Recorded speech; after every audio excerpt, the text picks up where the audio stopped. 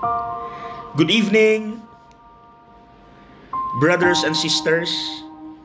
What Jesus said in our gospel today is actually not new to us.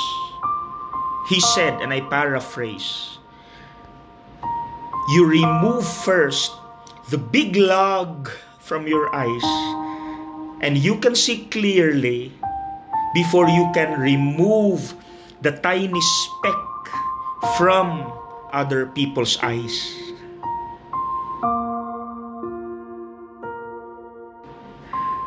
Now, why are there people who love to judge unjustly, who love to condemn and gossip about other people's lives?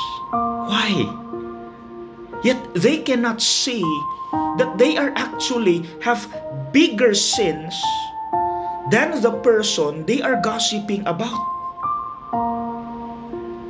Again, why can't we get rid of this bad attitude?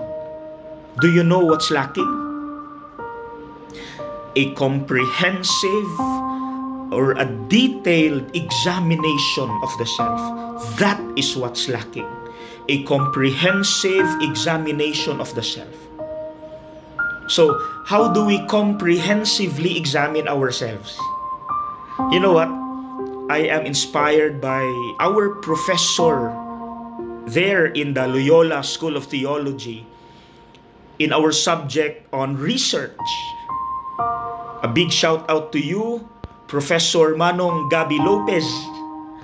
I am inspired by how he persistently, how he repeatedly remind us that in order for us to arrive to a certain truth about a person, a thing, or a situation, one of the ways that we can use to arrive to a certain truth is to use the SWOT examination. I know this is not new to us, but this is a very big help. Okay, can we try this? Sige, let's begin with the letter S. Strengths. Can you list down all the positive things that you have? Sige. Can you list down all the positive things, attitudes, behaviors, every positive thing that you have? And I swear, you will realize, you will conclude, there is no need for me to get envious at other people. Because I actually have all these positive things. I am gifted. It will give you that positive vibe. Okay? I am content and happy with who I am and what I have. It will make you optimistic. Now let's proceed to letter W. Weaknesses. This time, you list down all the negative things that you have. And you will realize, you will conclude,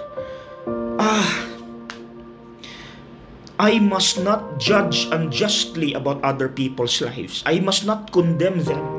I must not gossip about other people's lives.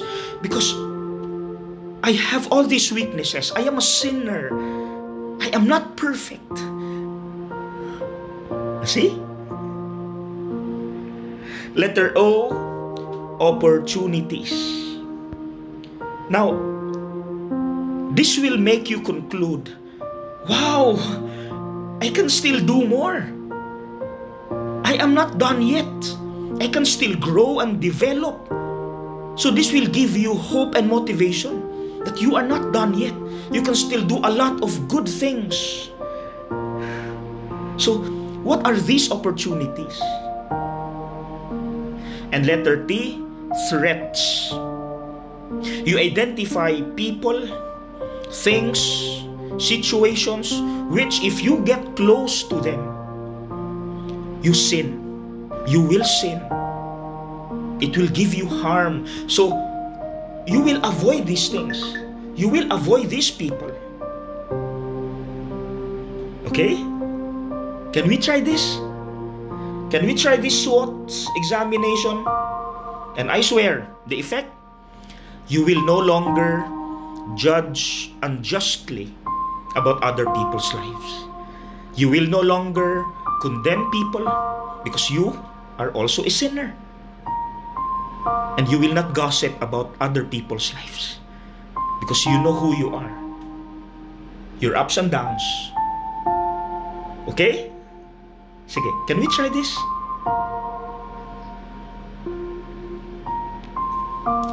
God bless.